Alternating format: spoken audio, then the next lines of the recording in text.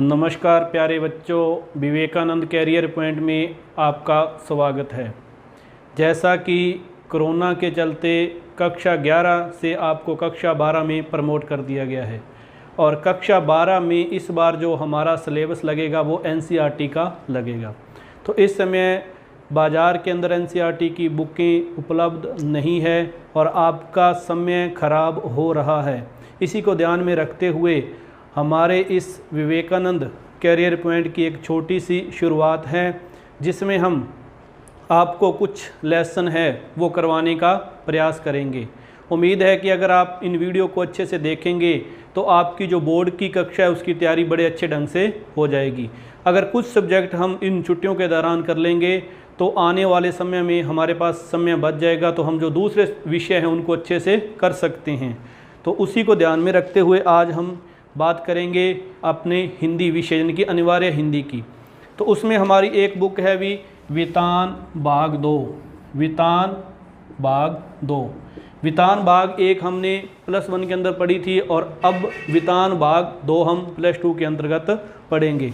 इसके अंदर हमारे 4 लेसन हैं भी और ये पूरी की पूरी बुक 12 अंक की है। पूरी की पूरी बुक 12 अंक की है, यानी कि बोर्ड के अंदर इस बुक में से 12 अंक के क्वेश्चन आएंगे।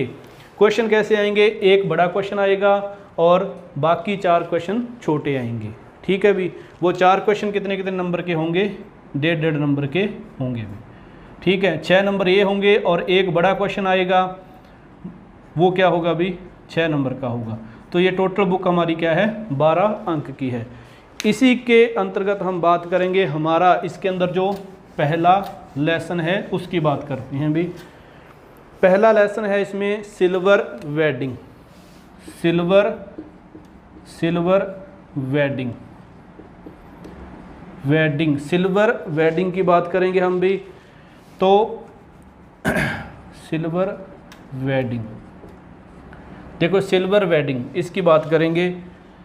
वेडिंग समझते हैं हम शादी की सालगिरह को कहा जाता है और सिल्वर यानी कि 25, शादी की 25वीं सालगिरह, इसके ऊपर लिखा गया ये पाठ है भी। इसके जो लेखक हैं वो हैं भाई मनोहर श्याम जोशी।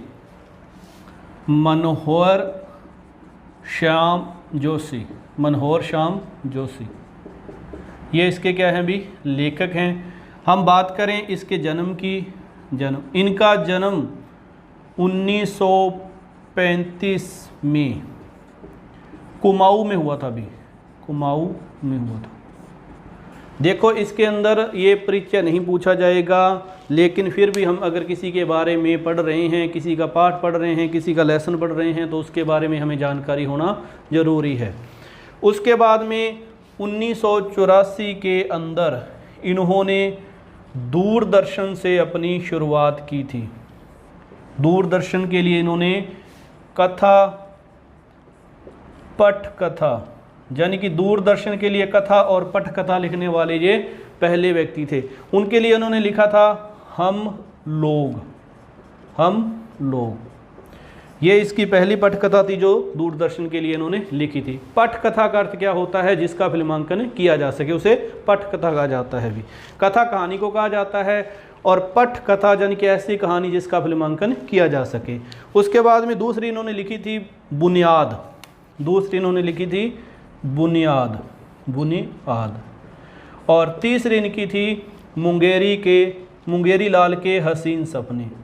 मुंगेरी लाल के हसीन सपने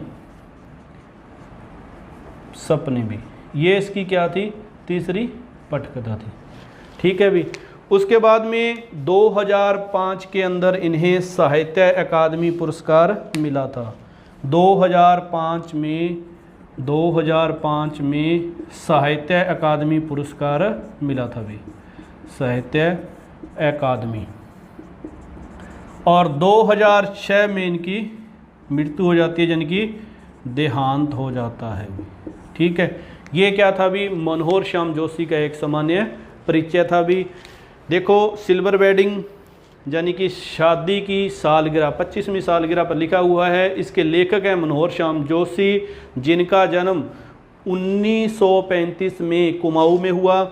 1984 दूरदर्शन से इन्होंने शुरुआत की। सबसे पहले इन्होंने कथा पटकथा लिखी थी हम लोग, उसके बाद में बुनियाद लिखा और मुंगेरी लाल के हसीन सपने, और 2005 में इनको साहित्य अकादमी पुरस्कार मिला और 2006 के अंदर इनका देहांत हो गया।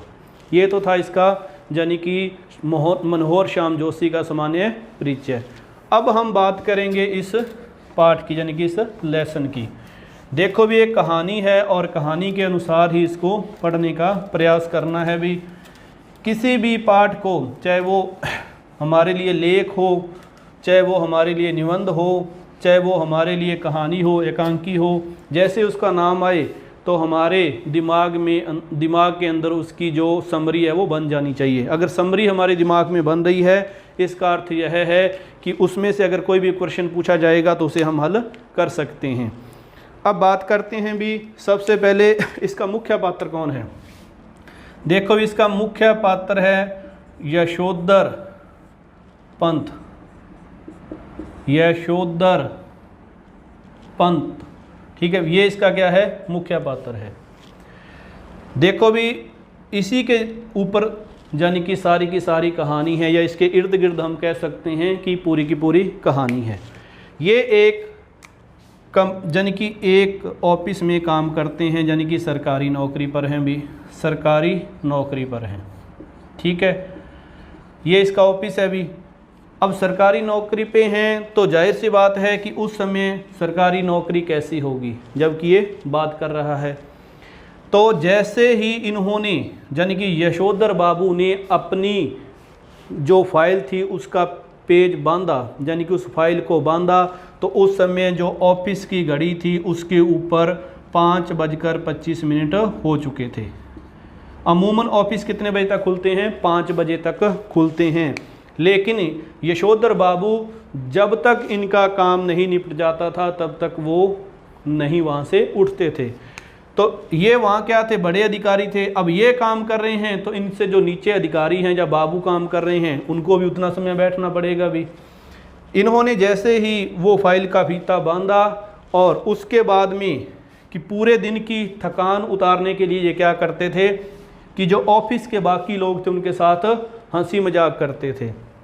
तो इन्होंने क्या किया कि चड्डा नाम का जो व्यक्ति है जो कि चौड़ी मोहरी की पतलून पहनता है, चौड़ी मोहरी की पतलून पहनता है, जिसे आज के ज़माने में प्लाजा कहा जाता है भी। उस समय वो क्या थे, साधारण लोगों के पजामे थे जिसको आजकल प्लाजा कहा जाता है भी, उसको पहनता है। ये क्या है, इस यशोधर बाबू को क्या लगता है भी, सम हाउ इम्प्रॉपर लगता है। सम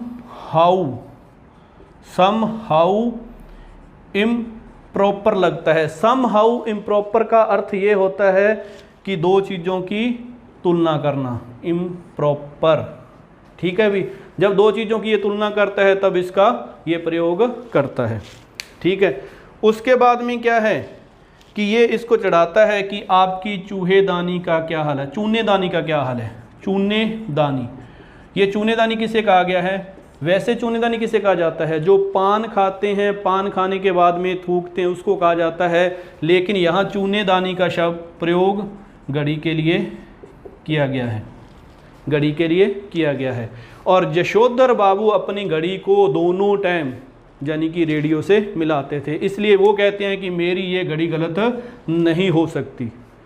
उसके बाद में ये जो चड्डा हैं ये इनको कहते हैं कि आप आजकल नई जापानी घड़ियाँ बहुत सस्ती मिलती है, उन्हें ले लीजिए, यानी कि डिजिटल घड़ी ले लीजिए। तो ये कहते हैं कि मुझे डिजिटल घड़ी की ज़रूरत नहीं है, यह घड़ी मुझे विवाह में मिली थी, यानी कि मेरी शादी के समय यह घड़ी मेरे ससुराल वाले ने मेरे को दी थी। तो उसके बाद में ये चड्डा पूछता है कि आपकी शादी कब हुई थी, तब ये बोलता है कि 6 फरवरी 1947 की बात करता है, तो यानी कि 6/2/1947। और जब ये बात करते हैं उस दिन भी क्या था भी, 6 फरवरी थी। और जल्दी से वो चड्डा साहब हैं वो क्या हिसाब लगाते हैं, तो उनको बधाई देते हैं कि आज आपके विवाह को 25 वर्ष हो गए। जो चड्ढा है वो हिसाब लगाते हैं कि आज आपके विवाह को 25 वर्ष हो गए। अब 25 वर्ष हो गए तो पार्टी बनती है भी, ये तो पक्की बात है कि अगर किसी का जन्मदिन है या मैरिज एनिवर्सरी है तो पार्टी बनती है। तो ये साथ वाले कहने लगे कि आपको आज पार्टी करनी पड़ेगी। तो इन्होंने क्या किया, इन्हें 10 रुपये दे दिए। उस समय 10 रुपये बहुत थे भी, हम ये सोच रहे होंगे कि 10 रुपये में कौन सी पार्टी होती है। तो इन्होंने कहा कि अकेली चाय से काम नहीं चलेगा भी, चाय के साथ में क्या खाएंगे, हम मट्ठी खाएंगे। अब मट्ठी खाएंगे तो 20 रुपये और दे दिए। यानी कि मेनन नाम के व्यक्ति के कहने पर इसने 20 रुपये और दे दिए। जब इन्होंने बहुत जोर दिया कि आप हमारे साथ बैठें तो जो पार्टी है वो बहुत ही अच्छी रहेगी, लेकिन इन्होंने साथ बैठने से मना कर दिया, क्योंकि किशन दा जिनका इनके जीवन में बहुत ज़्यादा प्रभाव था, उन्हें इस प्रकार के फालतू कामों में समय व्यतीत करना अच्छा नहीं लगता था। इसलिए उन्होंने उनके साथ बैठना मना कर दिया कि आप लोग चाय पानी ले लेना, लेकिन मैं आपके साथ नहीं बैठूंगा। ऑफिस से निकलने के बाद में किशन दा का जो दूसरा डेली का रूटीन था या रोज़ का रूटीन था, जो विड़ला मंदिर है वहाँ जो रामायण का पाठ चलता था, उस रामायण के पाठ में जो विड़ला मंदिर है, यानी कि विड़ला मंदिर में जो रामायण थी या गीता थी उसको ये सुनते थे। ये इनका डेली का रूटीन था। और उसके बाद में ये क्या करते थे भाई, पहाड़गंज जाते थे। वहाँ से क्या लेते थे, ये सब्जियाँ खरीदते थे भी। वहाँ से क्या करते थे, साग भाजी खरीद लेते थे भी, साग भाजी खरीदते थे। और लगभग 8 बजे घर पहुँचते थे। 8 के 8:30 हो जाते थे, क्योंकि एक शादीशुदा आदमी जब शादी को 25 वर्ष हो जाए तो घर जल्दी नहीं जाना चाहता। उसी प्रकार से ये भी घर जल्दी नहीं जाना चाहते थे, क्योंकि घर जाने पर घर के लोगों के द्वारा जो बातें की जाती थी वो इनको अच्छी नहीं लगती थी। उनके साथ इसके विचार नहीं मिलते थे, इसलिए ये 8 या 8:30 घर पहुंचते थे। उस समय इनका ध्यान, जैसे ही वहाँ से निकले विड़ला मंदिर पहुँच गए भाई, विड़ला मंदिर के अंदर वहाँ जब ये बैठे तो इनका ध्यान वहाँ नहीं लग रहा था, यानी कि उस पूजा पाठ में नहीं लग रहा था। अब पूजा पाठ में ध्यान नहीं लग रहा था तो इन्होंने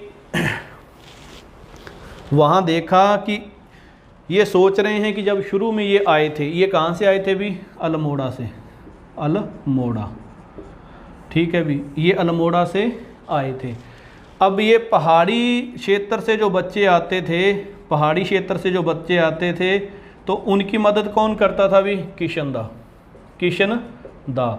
तो ये भी जब ये अल्मोड़ा से आए तो इनके पास कोई काम धंधा नहीं था, तो किशन दा ने क्या किया कि इनको यहाँ ये रह रहे थे मैस के अंदर, यानी कि रसोई के अंदर काम दिया, कपड़े सिलवाए और 50 रुपये दिए इनको घर भेजने के लिए। ये किसने किया, किशन दा ने किया भी, ठीक है। उसके बाद में ये क्या है कि वहाँ से उठे इनको ये लगा कि जब हमारा जो मन है वो उसमें लग नहीं रहा पूजा पाठ में, तो ऐसी पूजा पाठ को छोड़ देना चाहिए। जैसे ही ये वहाँ से चलते हैं तो इसे सामने एक 3 मंजिला मकान दिखाई देता है, जो कभी किसका हुआ करता, जहाँ पे कभी क्या हुआ करता था, किशन दा का क्वार्टर हुआ करता था, यानी कि किशन दा का क्वार्टर था। वहाँ आजकल क्या था, 3 मंजिला इमारत बन चुकी थी भाई। अब किशन दा का क्वार्टर है, उसको देखकर इसको याद आती है कि इस आदमी ने शादी नहीं की और अपना पूरा जीवन सामाजिक कार्यों में लगा दिया। उस समय इसको ये लगता कि अगर मैं भी शादी नहीं करता तो मैं अपना जीवन है वो इस सामाजिक कार्यों में लगा सकता हूँ। लेकिन जब बाद में इसको ये ख्याल आता है कि किशन दा का बुढ़ापा अच्छा नहीं बीता, तब ये सोचते हैं कि ये भी एक, यानी कि शादी करना भी एक ज़रूरी है। क्योंकि किशन दा जब बूढ़े हुए उस समय क्या हुआ कि जो यानी कि सरकारी दफ्तर था, सरकारी क्वार्टर था, वो छुड़वा लिया गया क्योंकि ये रिटायरमेंट हो गए। और कोई भी शिष्य इनको साथ रखने के लिए राजी नहीं हुआ। खुद यशोधर बाबू भी इसको साथ में नहीं रख पाए, कारण क्योंकि इनकी भी शादी हो चुकी थी। इसलिए इन्होंने क्या किया कि ये गांव चले गए, और गांव जाने के कुछ समय बाद इनकी मृत्यु होगी, यानी कि इनको संभालने वाला कोई नहीं था। इन्हीं विचारों में खोए हुए वो आगे बढ़ते हैं। फिर उन्हें ये भी याद आता है कि उनका जो बेटा है वो क्या करता है, 1500 रुपया, यानी कि जो सबसे बड़ा बेटा है, देखो इसके 3 बेटे थे भाई और 1 बेटी थी। बड़ा लड़का है वो विज्ञापन कंपनी में है, विज्ञापन कंपनी में है, और वहाँ से वो उसको सैलरी कितनी मिलती है, 1500, यानी कि 1500 रुपये मिलते हैं। उसका इतने रुपए कमाना, यानी कि उस समय 1500 रुपये सैलरी मंथली बहुत ज़्यादा होती थी, और एकदम से लगते ही इतने पैसे कमाना उसको क्या लगता है, सम हाउ इम्प्रॉपर लगता है, यानी कि कुछ ना कुछ उसमें ज़रूर लोचा है। फिर दूसरा बेटा है उसका, वो क्या है कि IAS की तैयारी कर रहा है, यानी कि IAS की तैयारी कर रहा है। इसका जो दूसरा बेटा है अभी IAS की तैयारी कर रहा है। और जो तीसरा बेटा है वो स्कॉलरशिप लेकर कहाँ चला गया है अभी, अमेरिका में चला गया है। और जो इसकी बेटी है वो क्या है, डॉक्टरी की पढ़ाई के लिए खुद भी अमेरिका जाने की धमकी देती है। इनको ये लगता है इनके जो चारों बच्चे हैं वो बहुत ही ज़्यादा सक्सेस हैं, लेकिन उनका सक्सेस होना भी इनको एक तरह से अखड़ता है, क्योंकि इनके साथ उनका सामंजस्य नहीं बैठ पाता है। उसके बाद में क्या है कि यहाँ से कि ये जो यशोधर बाबू है ये विड़ला मंदिर में जहाँ बैठे हुए ये उस गीता का पाठ सुन रहे हैं, उसमें एक जनार्दन शब्द आता है, जनार्दन। जैसे ही जनार्दन शब्द आता है तो उसे क्या होता है कि अपने जीजा जनार्दन की याद आ जाती है। जनार्दन शब्द आता है भी, जनार्दन, जनार्दन शब्द आते ही इसको अपने जीजा की याद आ जाती है। ठीक है भी, जनार्दन जोशी। क्योंकि बचपन में इनके माता पिता चले गए थे, तो जो विधवा बुआ थी इसने इसका पालन पोषण किया था, और ये उसको क्या था, पैसे भेजता था। लेकिन इससे क्या है, इनके जो बेटे हैं, इनकी घरवाली है, वो नाराज़ होती थी कि बुआ को पैसे नहीं भेजने चाहिए। इसका बेटा यहाँ तक कह देता है कि मैं अपने पैसों से एक भी पैसा नहीं दूंगा बुआ को पैसे भेजने के लिए, और ये कहते हैं कि जब तक मेरे हाथ पैर चलते हैं तब तक इसकी ज़रूरत नहीं पड़ेगी। ये किस परिवार के अंदर किसी भी प्रकार का कोई सुख दुख का कार्य होता है उसमें ज़रूर शामिल होते हैं, लेकिन इनकी पत्नी और इनके बच्चों को ये बातें अच्छी नहीं लगती है। इसके बाद में ये यहाँ से उठते हैं, फिर पहाड़गंज चले जाते हैं, और पहाड़गंज से ये पहुँच जाते हैं, सब्जी लेते हैं पहाड़गंज से भाई, पहाड़गंज से सब्जी ली, और उसके बाद में जैसे ही ये अपने क्वार्टर के पास पहुँचते हैं, देखो भी इनका खुद का क्वार्टर नहीं था, और ये सोचते हैं, क्योंकि जो किशनदा था वो ये सोचता था कि जो क्वार्टर बनाते हैं या खुद का मकान बनाते हैं वो मूर्ख होते हैं, और जो उनमें रहते हैं वो क्या है, समझदार होते हैं। इसलिए इन्होंने क्या है, खुद का मकान नहीं बनाया, सरकारी क्वार्टर में रह रहे थे। और इसको ये लगता था कि मेरे बाद में मेरा बेटा भी, तीनों में से एक आधा बेटा भी मेरा क्या है, सरकारी नौकरी में चला जाएगा। अगर वो सरकारी नौकरी में चला जाएगा तो फिर से क्वार्टर मिल जाएगा, तो खुद का घर बनाने की आवश्यकता नहीं पड़ेगी। लेकिन इनका कोई भी बेटा सरकारी नौकरी में नहीं गया। जब सरकारी नौकरी में नहीं गया तो इसने ये सोचा कि उसके बाद में क्या है, जैसे ही मैं रिटायरमेंट होऊंगा गांव चले जाएंगे, वहाँ पुश्तैनी मकान पड़ा है, लेकिन वो भी क्या है, टूटा फूटा है। उस पुश्तैनी मकान के ऊपर भी कई जानों का क्या है, हक है, तो वहाँ जाके कैसे रहेंगे, ये सारी चीज़ें वो सोच रहा है। उसके बाद में पहाड़गंज जाता है, पहाड़गंज से सब्जी लेकर जैसे ही ये अपने क्वार्टर के सामने पहुँचता है तो इसको एक बार तो ये भ्रम हो जाता है कि मैं गलत जगह पहुँच गया। हालांकि उसके ऊपर लिखा हुआ था YD पंथ, तख्ती इस नाम की लगी हुई है, लेकिन वहाँ क्या है भी, फूलों की सजावट है, गुब्बारे लटक रहे हैं, बहुत से स्कूटर खड़े हैं, कारें खड़ी हैं, लोग आ रहे हैं जा रहे हैं, ये सारी की सारी चीज़ें वहाँ थी। उसको देखकर क्या है, इसको अचंभा हुआ। फिर इसने देखा कि इसका बड़ा लड़का वो किसी साहब को गाड़ी के अंदर विदा कर रहा है, तो जैसे ही ये घर में घुसा तो जो जन की इसके जो बच्चे थे वो इनके ऊपर क्या हुए, गुस्सा हुए कि यह भी कोई वक्त है आने का, कि आज तो आपकी सिल्वर वेडिंग थी, आज तो आपको घर पे पहले आना चाहिए था। ये सोचता है कि हमारे यहाँ सिल्वर वेडिंग कब से मनानी शुरू हो गई, कि सिल्वर वेडिंग हमारे यहाँ कब से मनानी शुरू हो गई। फिर इसने ये सोचा कि नए ज़माने के साथ में ये सारी चीज़ें चलती है। अब सिल्वर वेडिंग क्यों मनाई जाती है इसके ऊपर हम बात बाद में करेंगे, पहले इस कहानी को मैं आपको पूरा सुना दूं। उसके बाद में इसको ये कहा जाता है, आप जल्दी से, इसकी बेटी कहती है, इसकी जो बेटी है उसने क्या कर रखा है, जीन्स पहन रखा है और टॉप पहन रखा है जो इसको अच्छा नहीं लगता। जो इसकी पत्नी है उसने क्या कर रखा है, भी जो अपना जूड़ा है उसको ऊपर कस के बांध रखा है, साड़ी पहन रखी है, वो भी अजीब लग रही है इसको भी। तो इस प्रकार की चीज़ें इनको क्या लगती है, सम हाउ इम्प्रॉपर लगती है। उसके बाद में ये कहता, इसकी बेटी कहती है कि आप बप्पा जल्दी से तैयार हो जाएं, हम केक काटेंगे। तो ये क्या है, शुरू से अंडा नहीं खाता तो इसलिए इसको केक काटना अच्छा नहीं लगता, लेकिन फिर भी बच्चों के कहने पे ये कहता है कि पहले मैं संध्या करूँगा। संध्या क्या होती है, भी जो शाम का हम पूजा पाठ करते हैं उसको कहा जाता है। ये जब भी पूजा पाठ की बात करता है, चाहे ये वहाँ मंदिर में बैठकर रामायण या गीता सुनता है, तो भी इनके बच्चों को क्या लगता है, बुरा लगता है। वो ये सोचते हैं कि बप्पा अभी आप बूढ़े नहीं हुए हैं, आपका ये काम नहीं है, अभी आपको ये काम नहीं करना चाहिए। वो उनको क्या लगता है, बुरा लगता है। वो संध्या करने जैसे ही बैठते हैं तो उनकी संध्या में आंखें बंद करते ही कौन आता है, किशनदा आता है, भी किशनदा आता है। और ये किशनदा से यही सवाल पूछते हैं कि जब इनकी किशनदा की मृत्यु हुई तो इन्होंने किसी से पूछा कि उनकी मृत्यु कैसे हुई, तो इनको उत्तर दिया गया कि जो हुआ होगा। तो ये किशनदा से पूछते हैं कि जो हुआ होगा से आपकी मृत्यु कैसे हुई। तब किशनदा कहते हैं कि प्रत्येक व्यक्ति की मृत्यु जो हुआ होगा से ही होती है, जो हुआ होगा से होती है। चाहे वो अमीर है, चाहे गरीब है, चाहे वो गृहस्थ है, चाहे वो कुमारा है, किसी भी प्रकार का व्यक्ति है, उसकी मृत्यु जो हुआ होगा से ही होती है। ये बात कही जाती है। तो ये संध्या में बहुत ज़्यादा टाइम लगा देते हैं, इतने में आधे से ज़्यादा मेहमान चले जाते हैं, क्योंकि इसका इंतज़ार करते करते आधे से ज़्यादा मेहमान चले जाते हैं। जब इनकी बेटी और इनका लड़का इसके ऊपर बिगड़ते हैं तो ये धीरे से देखते हैं कि आधे से ज़्यादा मेहमान चले गए हैं। उसके बाद में ये केक काटते हैं। केक काटने के बाद में जो गिफ्ट मेहमानों के द्वारा दिए गए होते हैं उन गिफ्ट को ये खोलते हैं। उस गिफ्ट के अंदर एक ऊनी यानी कि गाउन होता है पहनने का।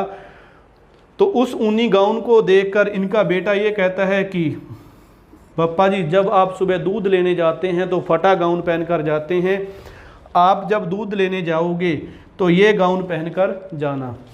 उस समय यशोधर बाबू को ये लगता है कि मेरा बेटा ये नहीं कहता कि बप्पा आप बूढ़े हो चुके हैं तो दूध मैं ले आऊँगा, सब्जी मैं ले आऊँगा। उल्टा ये कह रहे हैं कि आप इनको पहन के जाना, आपको सर्दी नहीं लगेगी। तो ये इसकी क्या थी, एक कहानी थी भी। उसके बाद में देखो, घर में फ्रिज का होना, घर में टीवी का होना, घर में गैस सिलेंडर का होना, ये बातें भी इसको क्या लगती है, अजीब लगती है। लेकिन कहीं ना कहीं इसका ये पक्ष भी लेते हैं। कैसे कि हमारे घर में फ्रिज है, हमारे घर में फ्रिज है और फ्रिज है, तो कोई व्यक्ति जैसे गर्मी का मौसम चल रहा आएगा और हम उसको पीने के लिए ठंडा पानी देंगे तो वो अपने आप को क्या मानेगा, बहुत ही धन्य मानेगा। तब आदमी की जो हैसियत है वो पता चलती है। और दूसरी तरफ ये सोचते हैं कि जो 2 दिन या 3 दिन का बना हुआ खाना है वो फ्रिज में रखा जाता है कि ख़राब नहीं होता, तो यानी कि बासा खाना खाने की आदत है वो भी आदमी के पड़ जाती है। गैस जो चूल्हा है उस पर बनी हुई रोटी या साधारण चूल्हे पे बनी हुई रोटी, दोनों में अंतर रहता है। ठीक है, अब बात ये आती है कि इसमें जो सिल्वर वेडिंग थी, इसमें जो ये जो लेखक है वो क्या कहना चाहता था। देखो भी, सबसे बड़ी बात तो ये है कि जो पीढ़ी का अंतराल है, कि जो पुराने समय के लोग हैं या नए समय के लोग हैं, इनमें अंतर क्या है। हम देखते हैं कि जो हमारे जैसे दादाजी हैं, हमारे पापा जी हैं या हमारे हैं, हमारे सारों के विचार आपस में नहीं मिलते हैं। कारण क्योंकि वो पुराने तरीके से चलना चाहते हैं और हम नए तरीके से चलना चाहते हैं, इसलिए क्या है, दोनों में टकराव होता है। यही कारण किसके साथ होता है, यशोधर बाबू के साथ होता है भी, यही सब यशोधर बाबू के साथ होता है। देखो ये किशनदा की परंपरा को नहीं छोड़ सकते, किशनदा की परंपरा को नहीं छोड़ सकते। और ये जो इसकी पत्नी है वो क्या करती है भी, बच्चों के अनुसार अपने आप को बदलने का प्रयास करती है। ठीक है भी, ये बच्चों के अनुसार अपने आप को बदल लेती है, लेकिन ये इस किशनदा के प्रभाव के कारण अपने आप को नहीं बदल पाते, इसलिए इन दोनों के अंदर क्या रहता है, टकराव रहता है भी। तो टकराव रहता है। दूसरा, कई जगह हमें पाठ के अंदर ये देखने के लिए मिलेगा कि ये बहुत सी जगह पे किशनदा की परंपरा को ही अपनाते हैं। जैसे हमने शुरू में बात की कि जैसे ही 5-25 हुए, इन्होंने क्या किया, फाइल बंद की। फाइल बंद करने के बाद ये क्या करते थे, अपने जो ऑफिस के साथी थे उनके साथ हंसी मजाक कर लेते थे। क्यों करते थे, कि पूरे दिन की जो थकावट है वो दूर हो जाए। उस हंसी मजाक में क्या होता था कि एक हाथ आगे बढ़ाना, जैसे किसी ने कोई जोक कहा या कोई बात कही तो हम भी क्या करते हैं, हाथ आगे बढ़ाते हैं, दूसरा हाथ ऊपर मार देता है। तो ये परंपरा भी इसने कहाँ से सीखी थी भाई, किशनदा से सीखी थी। और दूसरा यहाँ से आया था अल्मोड़ा, वहाँ का जो रेंजिंग स्कूल था वहाँ पर भी ये परंपरा थी कि वहाँ क्या करते थे कि जैसे कोई बात की, जैसे हम भी क्या होता है बात करते हैं, तो बात करने के बाद में क्या करते हैं, एक हाथ आगे बढ़ाता है तो दूसरा उसके हाथ ऊपर मार देता है। तो ये रेमजे स्कूल के और किशनदा यानी कि इसके क्वार्टर में ये परंपरा चलती थी। तो उस परंपरा को भी यशोधर बाबू बखूबी निभाते थे, कारण कि जैसे ही पूरे दिन की जो थकावट है वो उतर जाए। उसके बाद में क्या है कि जो बच्चे हैं वो आधुनिक तरीके से जीवन व्यतीत करते हैं और यशोधर बाबू है वो पुराने तरीके से जीवन व्यतीत करता है, इसलिए इनके अंदर जो टकराव है वो चलते रहते हैं। तो अगर आप इस लेसन को पूरे ध्यान से सुनेंगे तो इनसे संबंधित जितने भी हमारे प्रश्न हैं वो हल हो जाएंगे। देखो प्रश्न क्या है, पहला प्रश्न अगर हम बात करेंगे कि यशोधर बाबू की पत्नी समय के साथ अपने आप को डालने में सफल हो जाती है, लेकिन यशोधर बाबू सफल नहीं होते। तो मैंने आपको बता दिया कि यशोधर बाबू के ऊपर किसका प्रभाव था, यशोधर बाबू के ऊपर किशनदा का प्रभाव था, इसलिए वो अपने आप को नहीं बदल पाते। लेकिन जो इसकी पत्नी है इसके ऊपर किसका प्रभाव है, बच्चों का, इसलिए वो अपने आप को बदल लेती है। अपने आप को बदलती कैसे है, जो खान पान है उसमें बदलाव कर लेती है, रहन सहन में बदलाव आ जाता है और कपड़े पहनने में बदलाव आ जाता है, लेकिन इनके अंदर बदलाव नहीं होता। दूसरा है जैसे जो हुआ होगा, इनसे मृत्यु कैसे होती है, जो हुआ होगा। तो ये कहता है कि जिस किसी की भी मृत्यु होती है तो लास्ट में कारण यही होता है कि जो हुआ होगा। जैसे किशनदा की मृत्यु हुई, हालांकि वो ग्रस्त नहीं थे, यहाँ से वो जैसे ही गए ज़्यादा लंबी पेंशन नहीं खा सके और गांव में जाते इनकी मृत्यु होगी। जब किसी से मृत्यु का कारण पूछा तो कहते हैं कि जो हुआ होगा से इसकी मृत्यु हुई। उसी प्रकार से हर किसी की मृत्यु जो हुआ होगा से होती है, चाहे वो अमीर है, गरीब है, किसी भी प्रकार का व्यक्ति है। ठीक है भी, अगर इस लेसन को आप ध्यान से सुनोगे, अगर आप वीडियो को ध्यान से देखोगे तो आपका वितान का ये पहला लेसन है वो कंप्लीट हो जाएगा। तो हम नेक्स्ट वीडियो के अंदर हम दूसरा लेसन लेकर या दूसरा पाठ लेकर फिर से हाजिर होंगे। देखो भी आपके पास बुक नहीं है और उस यानी कि जो हमारा ये समय बर्बाद हो रहा है, नष्ट हो रहा है, इसका हमने सदुपयोग करना है, इसलिए आपने लेसन को ध्यान से देखना है। तो जैसे आप इस लेसन को ध्यान से देखेंगे, सुनेंगे, तो जैसे ही आप किताब खोलने के लिए बैठेंगे तो आपके सामने ये कहानी वैसी की वैसी आ जाएगी। धन्यवाद। जय हिंद, जय भारत।